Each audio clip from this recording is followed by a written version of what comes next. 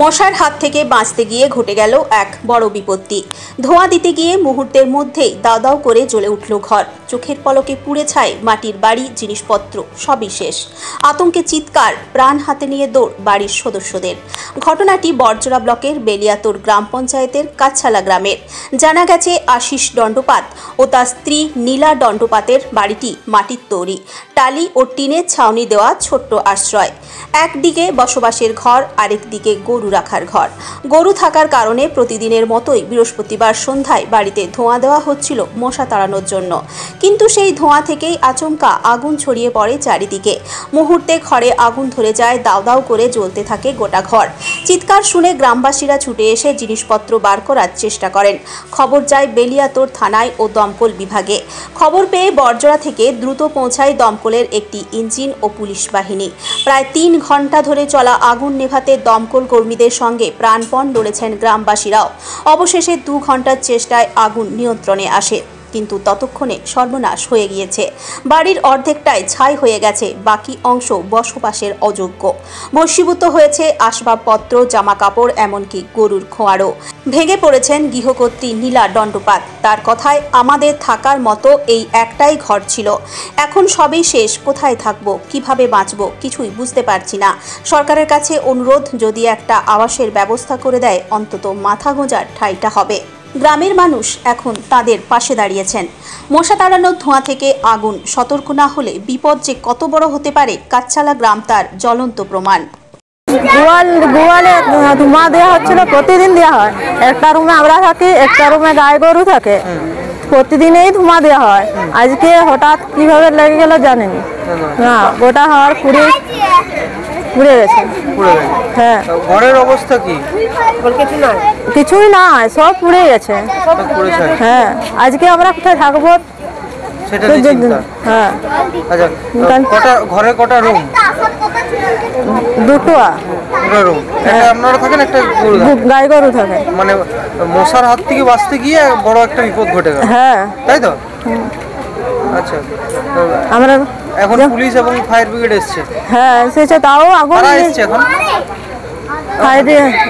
আর police এসছে, কারণ আগুন নেমে না, এখনো জ্বলছে। সব পুড়ে গেছে, কাঠ পাট সব, ঘর কোনো সব পুড়ে গেছে। কালকে আপনাদের অবস্থা কি? কোথায় থাকবেন? থাকার জায়গা নয়, কোথায় থাকবো? থাকার জায়গা নয়, সেই রকম যেমন ব্যবস্থা করে দেয়। কি চাইছেন আপনারা? থাকার জন্য ঘর একটা সাহায্য করে, যেমন ঘর একটু করে দেয়। একটা বাচ্চা আছে, কোথায় থাকবো আজকে রাত্রে? কোথায় কেউ খোঁজ খবর নিয়েছে? না, নেই না। কেউ এখনো খোঁজ খবর না। কাউকে জানিয়েছেন যে অবস্থা এখন? হ্যাঁ, জানা হয়েছে। কি চাইছেন আপনারা? যেমন ঘর দেয়, সাহায্য করে। কালকে যে কি খাবো, আজকে রাতে কি খাবো, কোথায় থাকবো, ছেলেটা নিয়ে বাচ্চাটা নিয়ে, যেমন সাহায্য করে তাড়াতাড়ি। আপনার নাম? নীলা দণ্ডপাত। আমার ছোট ছেলে বাইরে থাকে, সব করেছে। বড় ছেলের আমার কিছু নাই। বড় ছেলের ঘরটুকু রাতে যে থাকবে তারও আর আধার নাই। এখন ঘরের অবস্থা কেমন? ঘরের অবস্থা আর কিছু নাই, সব পড়ে গেছে। থাকবার আধার নাই, আর খাবারও আধার নাই। এখন পুলিশ ফায়ার ব্রিগেড এসছে?